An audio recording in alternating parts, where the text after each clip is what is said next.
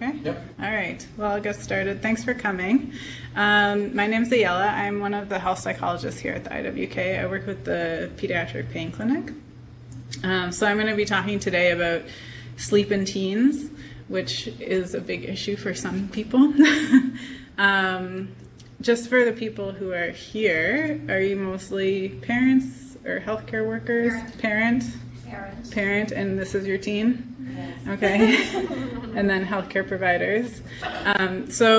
When I'm talking, I'll sort of say you and your teen and sort of intermix them, because I think a lot of what I'm going to be talking about is useful for everybody. So it's not really specific to teens, but it tends to be more of an issue for teens, which is why I'm presenting it this way. All right, so to start off, this is sort of a typical picture of a teenager not wanting to wake up in the morning. Either you've probably experienced this yourself, or you have a teen who is experiencing right now.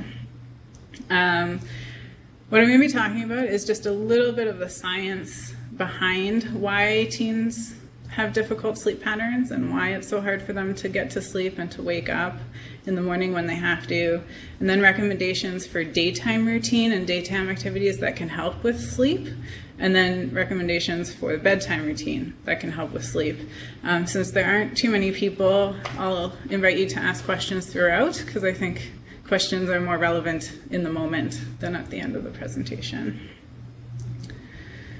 So to start off, this is what's called the circadian rhythm, which all humans live by. So it's a 24-hour cycle of being awake and asleep.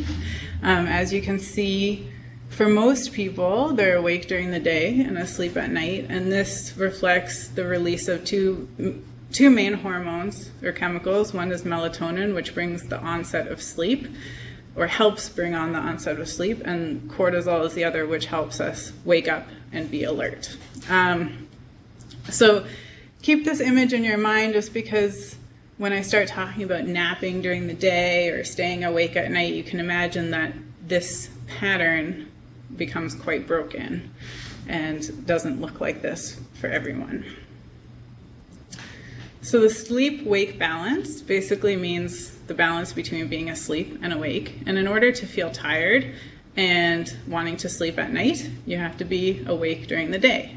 And so for people who sleep during the day or nap during the day, it's more difficult for them to fall asleep at night. Other things that can get in the way of this balance are caffeine. So if you're drinking any caffeinated beverages later in the afternoon, it's going to keep you awake at night, and I'll get more into that in a bit. Responsibilities. So sometimes people have jobs where they have to work at night and then they sleep during the day, and so obviously that throws off their rhythm as well and their sleep-wake cycle. Homework. So sometimes teens will stay up late to finish homework, and I'll talk a little bit about what to do about that, because that can also throw off their schedule. And social interactions. So some teens like to stay up late, hang out with friends, and then they want to sleep in the morning, which interferes with the balance of their sleeping and waking hours. So this graph, or this picture, sort of shows how many average hours of sleep people need at different ages of life. You'll see here I put adults, so what they are classifying as 18 plus needs 7.5 to 9 hours. And then teens need about 8.5 to 10 hours. The problem is that none of these no teen that I know of anyway, is getting 8.5 to 10 hours of sleep per night. Because puberty, while they're going through puberty, it shifts their desire to be awake and asleep at different times of the night. So they're more inclined to stay awake later, and then they want to sleep in the morning, and that's just natural. It's part of the process they're going through during puberty, but they still have to wake up at a certain time in the morning. And so that shift, so if we go back to this, they're shifted, right? So instead of wanting to fall asleep, let's say around 9 or 10, they're shifted until 11, 12. And so that makes it so that even if they're having a regular cycle, they want to sleep in later.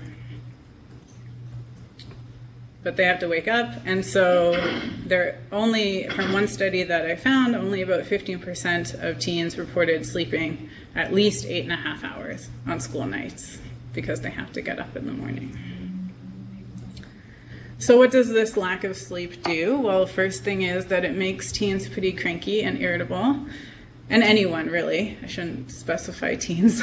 I'm sure you've all had those days where you didn't get a good night's sleep and you feel a little bit more irritable than you would have otherwise.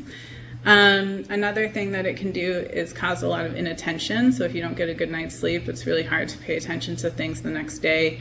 And just in combination with this, a lot of teens who have difficulty sleeping also tend to have a more anxious disposition, and so they tend to worry a little bit more.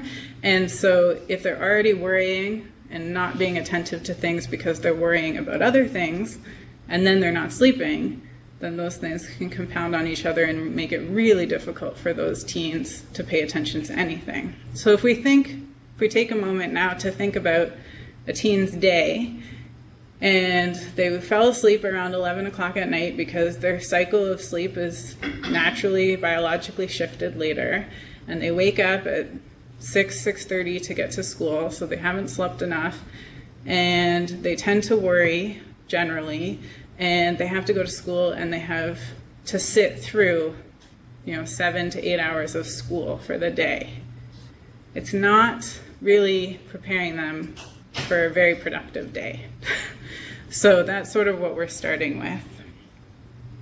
So what can we do? So the information that I'm going to be presenting next is from these different sites that I trust, and also my own clinical experience.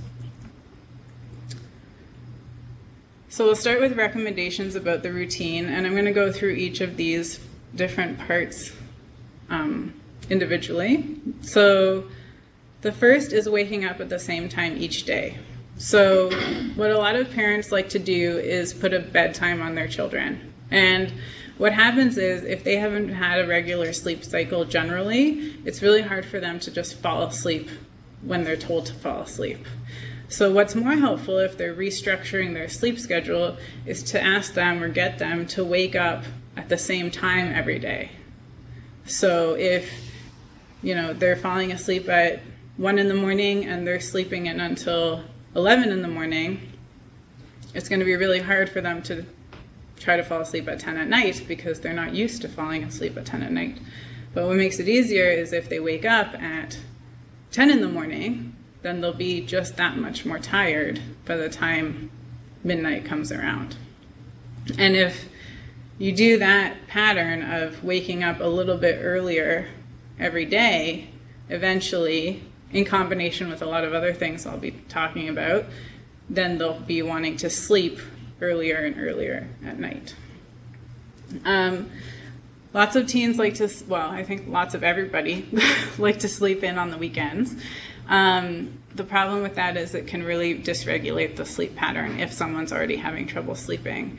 And so what I would recommend, and what the research has shown, is that a sleep-in should only be about an hour, and if people are pretty resistant to that, I give them an hour and a half later than their regular waking time. So that means if a teen needs to wake up for school at 6:30 in the morning on a weekday, they should only be sleeping in until about 8 o'clock on the weekend, which sounds pretty painful, but in the long run, it's actually more helpful.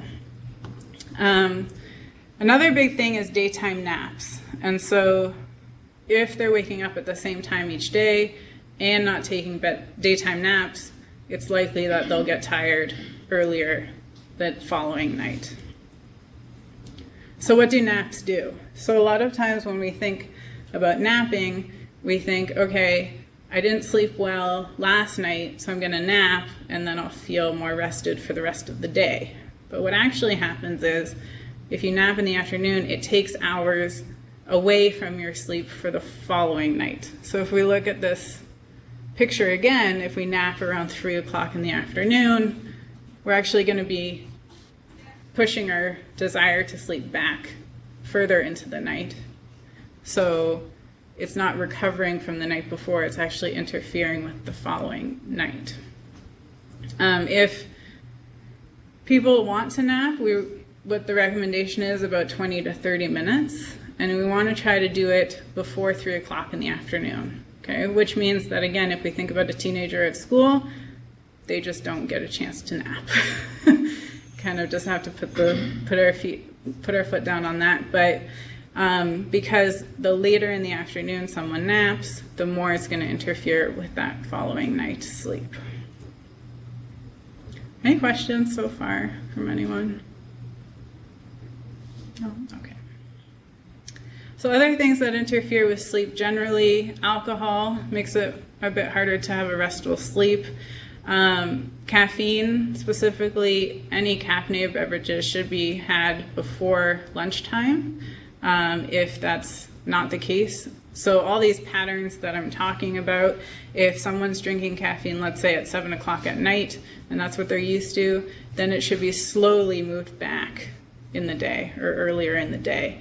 So, if you're drinking six cups of coffee a day, then the expectation wouldn't be that tomorrow you would drink nothing in the afternoon, right?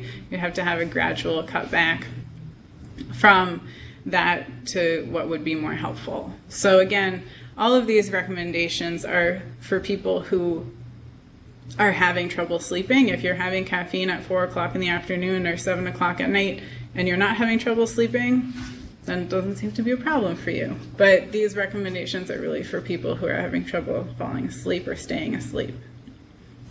And then also smoking can interfere with sleep because of the chemicals that are released. So exercise can be really helpful because, like I mentioned before, the more you do during the day, the more likely you'll be tired at night. And so if you do some sort of exercise during the day, you'll use up that energy and then feel more tired at night. However, this vigorous exercise should not be done too close to bedtime. So this interferes sometimes with people who are on school sports teams or any intramural sports teams because their practices, especially as they get into the upper teen years, tend to be late. So they'll finish at 10:30 at night, let's say, or 9:30 at night. So by the time they eat and they shower and everything, it's about 11 o'clock. The best thing to do if someone's having trouble sleeping after that is to take the expectation off that they're going to be able to fall asleep right away. Because we know that the exercise, if it's really active, will actually make them feel more awake. And they need time. Everyone needs about 2 hours to sort of come down from being that active. So if they're that active, practice ends at 10 o'clock, can't really expect them to fall asleep until about midnight. And if the pressure is on to fall asleep, it's going to be harder to fall asleep. So sometimes just taking that expectation off and saying, take a couple hours, relax, do something else, and then try going to bed can make it easier to fall asleep just a little bit later instead of being up all night, forcing the child or the teen to try to sleep. On the flip side of that, relaxing exercises can be done right before bed to help people calm down. So relaxing exercises that include like slow yoga or just slow movements, things like that can be really helpful to sort of ease the body into the sleep, more relaxed state. Similar with food, it's really not so helpful to have large meals right close to bedtime because the energy used for digestion actually makes you feel more awake because your body is working to keep you awake and active enough so that your food is digested. So any food that you need, sometimes it's really hard to fall asleep if you're feeling hungry. So just make sure that your teen isn't getting a big meal, but just a little snack. And again, this sort of goes back to those teens that are really active in sports. They'll come home really hungry, they'll shower, and then they just need some time to sort of relax and let their body regulate before they should try to fall asleep. And just as a side note, chocolate has caffeine in it, so it's just a little bit of a hindrance when wanting that snack at night. Exposure to daytime light actually helps maintain a healthy sleep-wake cycle. So for people who stay inside all the time, it can be more difficult for them to fall asleep at night because they haven't had that exposure to the natural light that helps us regulate when it's daytime and when it's nighttime, right? So in our society now, we don't really spend, most of us don't spend a lot of time just outside, and so our bodies aren't always used to, okay, now it's daytime, I should be awake, and now it's nighttime, I should be asleep. And so just getting that light exposure can be really helpful. All right, so apparently I'm talking really fast, so we might finish early. I apologize for that in advance, unless you guys have lots of questions at the end. But now I'll switch over to sleep hygiene. And sleep hygiene is really about having a proper bedtime routine and a proper sleeping environment to help regulate and promote sleep. So again, I'll go through each of these individually. So the first is to have a regular bedtime routine. And I sort of touched on this already when I was talking about the teens who are really active in sports, that we need time to wind down. So if we've been active and engaged all day and really on, then we just need that time to sort of relax and wind down. Relaxing activities can include things like reading, looking through a magazine, listening to music, writing in a journal, and I'll get to in a minute about what to do with screen time. But during this winding down time, it's really helpful to avoid screens. So any, computers, TV, phone, whatever. The other thing is about regulating body temperature. So we need to be a little bit cooler than our regular temperature to be able to fall asleep easily. And again, going back to the children who are really involved in sports, if they've just showered, it's going to be really hard for them to fall asleep because usually most people, I guess, take warm showers and then their body temperature is actually a bit elevated. And so it's really helpful for them to take a little bit more time to cool down, literally, so that they can fall asleep a little bit easier. If your teen is willing to, they could take a colder shower and then they wouldn't need as much time to calm down or to cool down. The big thing that happens for teenagers is that they do everything in their room. So a lot of teens don't really like being outside of their room. Their room is sort of their safe space and their space to do whatever it is that they want to do on their own. Unfortunately, this teaches them that the bedroom and the bed is useful for things other than just sleeping. And so a big thing with regulating sleep routines is that the bed should only be used for sleeping. Not even reading? Not even reading, and I'll get to that in a minute, but that's a great question. So all other activities should be, the best thing to do is just any other activity, reading, homework, talking on the phone should be done in another room. If that's not possible, then the next step would be doing it somewhere else in the bedroom. So if they have like a comfy couch or a nice chair, something like that. Lots of kids have laundry all over their floor, so we can harness that and ask them to sort of make a nest of their dirty clothes and sit in that instead of on their bed. So we might as well use what's already there to our advantage. The best thing to do is to take out all screens from the bedroom. So no TVs, no computers, no phones, no anything in the bedroom. Again, if that's not possible, then the best thing is for the teen to not use the screens while they're on their bed. So if they have a TV in their room, they should sit somewhere else in the room to watch TV or to play video games. One big thing that a lot of people do is they try to go to sleep and then they can't fall asleep. And then they just lie there watching the time go by, waiting to fall asleep. And if we're watching the clock, and then we have people, I talk to people all the time and they're like, it was like I had 6 hours to sleep, and then I had 5 hours to sleep, and then I had 4.5 hours to sleep, and I just couldn't get to sleep. And that stress that we sort of put on ourselves to try to fall asleep makes it even harder to fall asleep. So one of the things with two recommendations for that is one, to turn the clock around. So if you need the alarm clock as an alarm clock, just turn it around so you can't see what time it is, and then it can still function as an alarm clock in the morning. And the other is, if you've been in bed for more than 20 minutes and you're not asleep, get out of bed and go do something else that's relaxing in a different room. Or again, in the nest of clothes or on the chair in the room, whatever. Because we really want to teach our brains and our body that the bed is for sleeping. And so if we're awake, lying awake in bed, then our body and our brains are learning that the bed is for being awake. And so we want to sort of break that habit. So if we're awake for too long in bed, get up and do something else until we feel more tired and go back to bed. So this is, to get at your question about the reading, so a diagram that I often draw for patients and clients that I work with.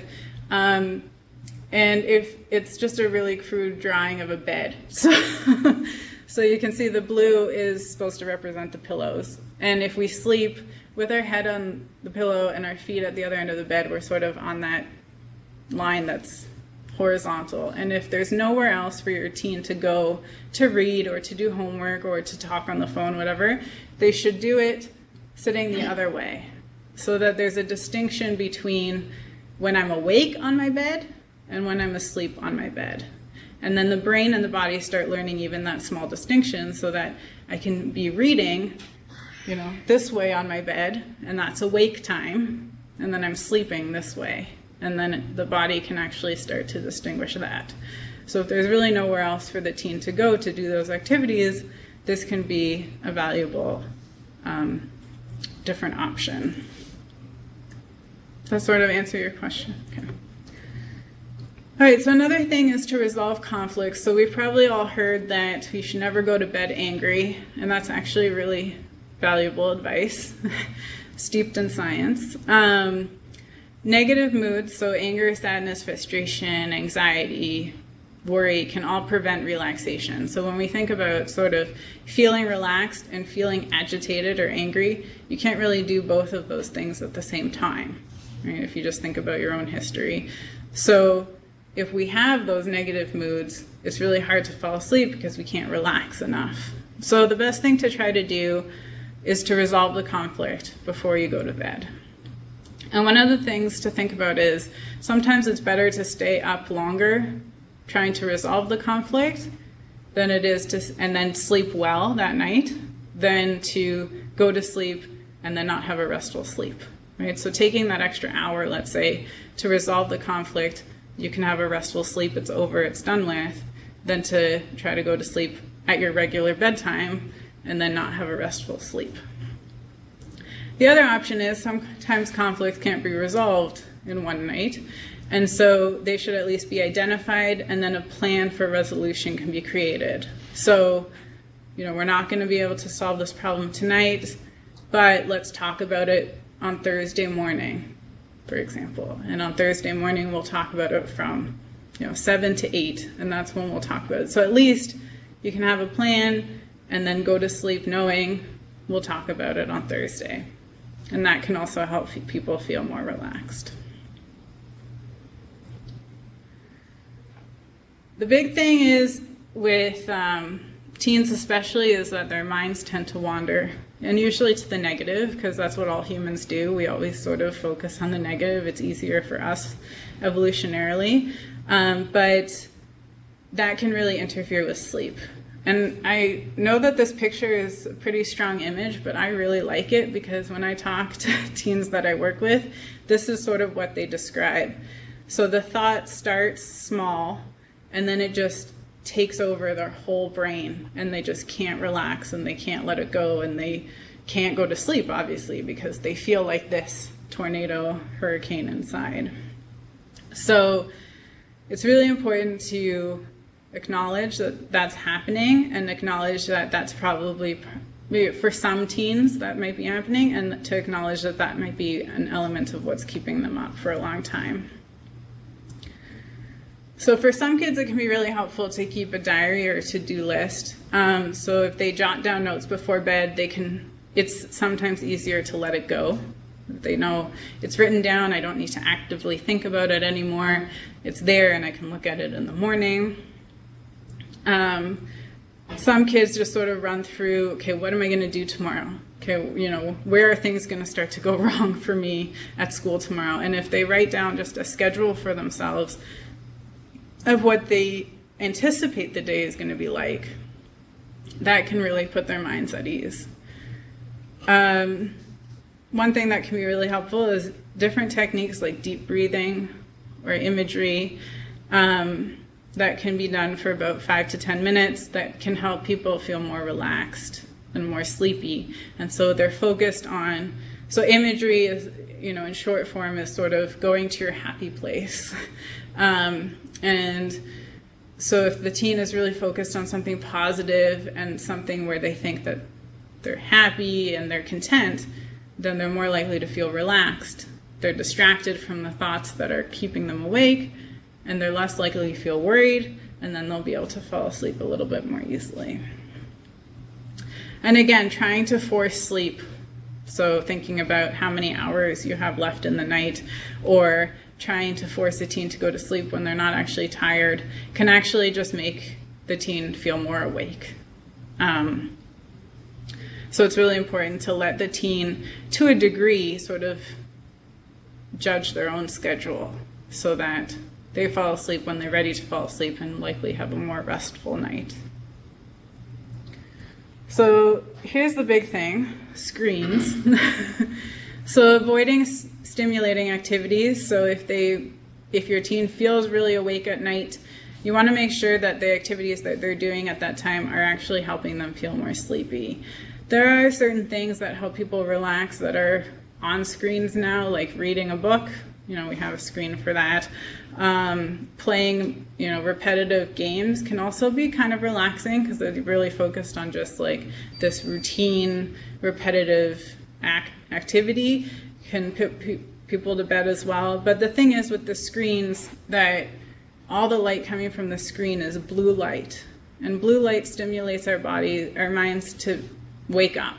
And so if your teen really, really needs a screen of some sort to be able to fall asleep, we recommend that you have a lamp on. So it's not an overhead light in the room, but a lamp on so that not all the light in their eyes is coming from the blue screen.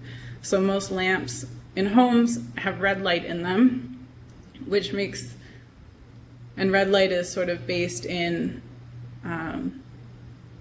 sorry, I said that wrong. So red light helps us fall asleep, whereas the blue light stimulates us to wake up. So if we have both lights going at the same time, it's less likely that we'll feel more awake. So it sort of is contradictory. You think, okay, they're trying to sleep, we want a dark environment, why would I turn more lights on? But really it's to sort of counteract the fact that the light from the screen is all just stimulating the brain to be awake and to help people feel more tired. The other thing is to really regulate what they're doing on the screen, the phone, whatever. So you don't want to encourage them to be interacting with other people on whatever technology they're using. They should really be using it for a self-contained, relaxing activity. So, you know, obviously interacting with someone else will keep them awake and keep them thinking. And if they tend to be on the anxious side of, you know, how they think about things, then if they text someone and the person doesn't text back right away, then they might start thinking about why isn't the person texting me back, and then that thought keeps them awake. So we really want to avoid any potential for that to happen. And then creating a comfortable environment. So in order to fall asleep, we have to have an environment that's quiet, dark, and relaxing. So playing loud music, having the TV on, all those things are not quiet or dark. So it's really important that that's the environment that's set up to start with. Again, it should be a little bit cool so that the body temperature can go down a little bit, and then to make sure that the mattress and the pillow give good support so that they're actually in a comfortable environment to fall asleep. This is not a comfortable or relaxing environment, and this is what a lot of teens' rooms look like. So if they're having trouble sleeping, a motivator to clean up can be, okay, so you're having trouble sleeping and that really sucks. If you clean up your room, you'll probably be able to sleep better. because cleaning up the room in and of itself as an activity is not really motivating. I don't think to anybody, but especially to teens. So they need an outside motivation, which is, if you're having trouble sleeping, this can really help you. And then special situations. So staying up late to study can sound like a really good idea. Unfortunately, then the teen is too tired to concentrate during the test or exam. And so anything that they learned in those few extra hours of studying that night before, they're probably not going to remember anyway. Because if we think back to what I was saying before, if you have poor sleep, you're more likely to have trouble attending to things. And so if you can't attend to what is on the exam, you're not going to be able to answer the questions properly. And again, sleeping in on weekends can really interfere with teen sleep if they're already having trouble sleeping, because the sleep in will interfere with the following night's sleep, which will then perpetuate that difficult cycle to get out of. So overcoming the obstacles, really this is just about sort of setting up this routine for everybody in the house if possible. So creating relaxing family routine can sort of help the whole family settle into sleep easier. Sometimes the families can be rushing around and doing lots of different things, and then all of a sudden it's bedtime. And that's not a really good transition for a lot of kids, especially early teens. Between 12 and 15, it can be sort of jarring to be playing and running around, and then all of a sudden it's bedtime. And so giving them some transition and having sort of anybody who's interested in the family being part of this relaxing routine. Discussing expectations for the relaxation routine and for bedtime when it's not bedtime. So talking about if you're going to implement any of these changes, talking about how those changes are going to happen at a time when you're not expecting them to happen right away. So talking about them after school, when the teen has a little while to sort of process all the expectations before they're implemented at bedtime. Being flexible with teens' regular sleep patterns. So again, there's biology that's sort of going against the teen's regular routine. And so being flexible with that maybe they can really get ready in 15 minutes to get on the bus. And they don't need to be up for 45 minutes like we do to be able to get ready. So let them do that and let them deal with the consequences if they can't make it. Then whatever that natural consequence is of not getting on the bus in time. Teens generally have a lot of difficulty with planning ahead or organizing. So if they're having trouble sleeping, it might be that they left their homework too long and they just didn't really think ahead of, if I'm out all afternoon and then I have to do my homework and it's going to take me so long, I'm not going to have enough hours. And so helping them figure out that plan, and again, just being flexible with the fact that teens just don't have the brain structures yet in place to be able to plan and organize really efficiently, and guiding them and helping them through that. And then setting up expectations and reinforcements. So when I say that, what I really mean is if your teen really wants to sleep in on the weekends and they wake up early because that's what you told them to do, then reinforcing that and rewarding that in some way. So, having a really good breakfast for them to wake up to, or, getting them extra time the following evening, just one-on-one with you as a parent. Things like that just can be really encouraging of that positive behavior that you expect of them. And then again, so on mornings where nothing's going on, like school or any activities outside the home, it can be really boring for a teen in the home just doing nothing. So a lot of teens are like, well, I might as well be sleeping because there's nothing to do. And so having something planned in the morning to get them up and going so that they're waking up at that regular time or only sleeping in for a little bit longer than usual so that they're excited to get out of bed. And then once they're out of bed and they've done that activity, then they can lounge around the rest of the day, right? But at least they're out of bed and they've done something. So I just have here, so if you want any guidance to implement any of these ideas, this is the line or the phone number for Central Referral, and you can talk to someone one-on-one who can give you a bit more guidance if you're having specific difficulties with any of the ideas or if there are other obstacles in your way. Since we did finish a little bit early, I can offer that we could go through one of the relaxation exercises that I find really helpful to work with teens. It's pretty straightforward, so we can go through it and then you can take it home to your teen if you want to. So we'll do that. All right. So everyone sit comfortably, uncross your legs if you're comfortable doing that. And we're going to start by taking a few deep breaths. So when you take a deep breath, you want to breathe in through your nose and out through your mouth. And you don't want to hold your breath at the top. And what I mean by that is you don't want to breathe in and then hold it, because that actually makes you feel more anxious. So you just want to breathe in and out on a regular pattern. So I'll just talk you through it. So you breathe in through your nose and out through your mouth. And in through your nose and out through your mouth. And in through your nose and out through your mouth. Okay, so the first step we're going to do is tighten up our feet. And the easiest way to do that is to curl your toes towards the back of your feet. And as you do that, you're going to take 2 deep breaths. So you're going to breathe in through your nose and out through your mouth. And in through your nose and out through your mouth. And then you're going to relax your feet and take 2 more deep breaths. In through your nose and out through your mouth. In through your nose and out through your mouth. The next thing we're going to do is tighten up our legs. And since you're all sitting down, the easiest way to do that is to push your feet into the floor. And you'll sort of feel yourself come off of the chair a little bit. And once you're there, take 2 deep breaths. Remembering to breathe in through your nose, because sometimes that's a little challenging for people. And then once you've taken 2 deep breaths, relax and take 2 more deep breaths.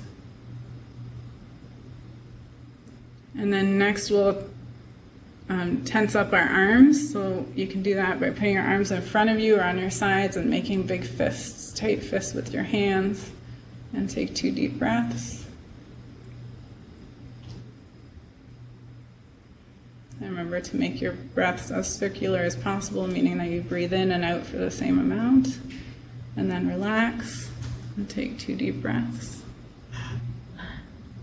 Some people are already yawning, which means it's working. Or it's just late, either one. And then you're gonna tense up your shoulders by bringing your shoulders up to your ears and take 2 deep breaths. Sometimes this is kind of difficult because you're tensing up where you're breathing as well. And then relax and take a few deep breaths. And the idea of that, it's called progressive muscle relaxation. So progressive meaning that you start with your feet and you work your way up your body. So it's kind of an easy way to remember what part of the body comes next. If you start at your feet, you just work your way up to your shoulders. And muscle relaxation, because the idea is that the contrast between feeling tense and feeling relaxed actually leaves you feeling more relaxed at the end. So when we think about the bedtime routine, if a teen is having a lot of trouble falling asleep, this can be inserted right before they're trying to fall asleep. So it's a really easy thing to just sort of add into the bedtime routine.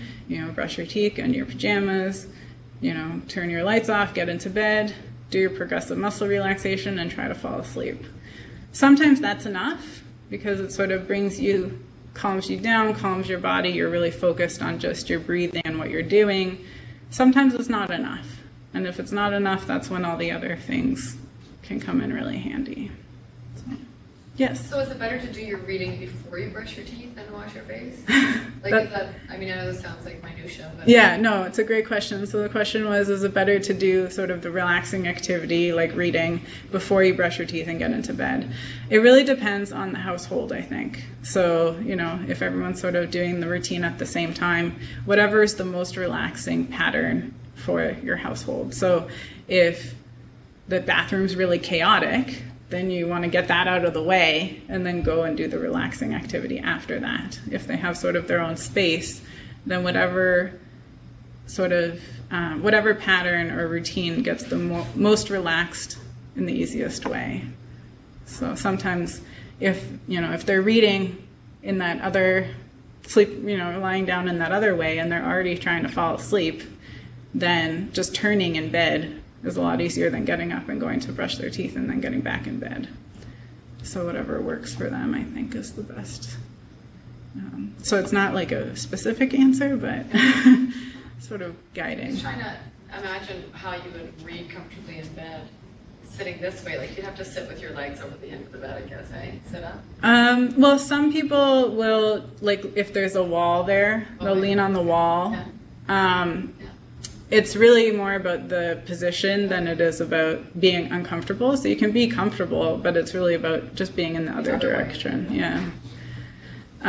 Some kids will, lie on their stomach, so then it doesn't really matter where they're at because they can do that either way. So, and again, you want enough light that they can see and their eyes aren't being strained, but not so much that it's sort of stimulating them to be awake. Yeah. Other really relaxing activities, writing in a journal, coloring. There's a new thing now out.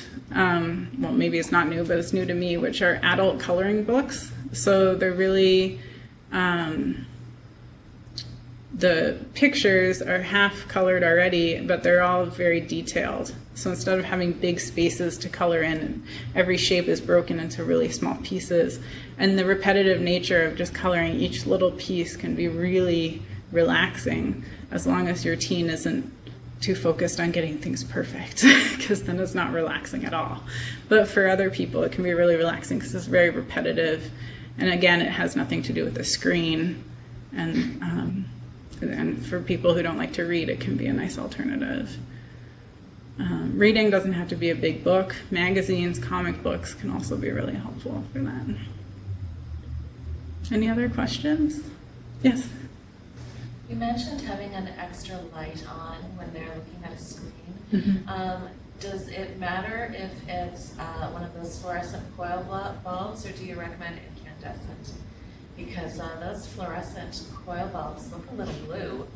Yeah, I don't. About blue light and red light. I don't know enough about light bulbs to be able to tell you the difference, but usually household light, like the lights in our, instead of like, well, these aren't actually, but like, office lights are really fluorescent. But usually light bulbs in homes tend to have more of the red in them. So I'm not sure, I guess is my answer. You can actually buy different color temperatures of bulbs. It's one of the things you can kind of look out for when you shop. Okay. I think they actually say the color temperature on them, like 5,400 degrees would be like outdoor light. That's when it goes around at 3,200 or below. Okay. It's more yellow or red. There you go. I did lighting my whole life. So Yeah. So you're just asking the wrong person. So basically the information is that there's different types of light bulbs, I guess. And so some are more like outside light and some are more like dimmer light. And then you can choose one that fits the criteria that you need. So, thank you. Any other questions? All right, thanks a lot. I appreciate it. Oh.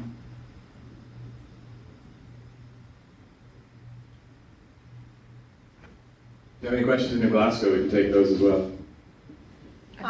Yes, we have a question here. Go ahead. Hi, I'm just wondering, would you ever recommend the use of melatonin tablets for teens? Why or why not? Well, personally, I wouldn't recommend them because I'm not a medical doctor. But, Right, okay. But if a teen came sort of with that recommendation from their medical doctor, their physician, I wouldn't say it's a bad idea, but it's really important to keep in mind that melatonin doesn't cause us to fall asleep. It just helps us ease into the sleep pattern. So all these other recommendations also need to be put into place. The melatonin itself, if you're sleeping in a room with a TV and you're playing on your phone, the melatonin is not going to do anything. Right? All these other recommendations need to be put into place also. And then the melatonin can be added to sort of help ease into sleep. Okay, So. thanks.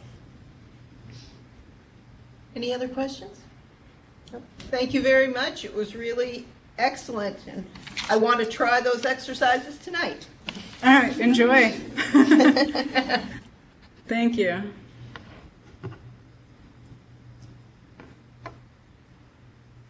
All right, thanks for coming. Thank you. Yeah.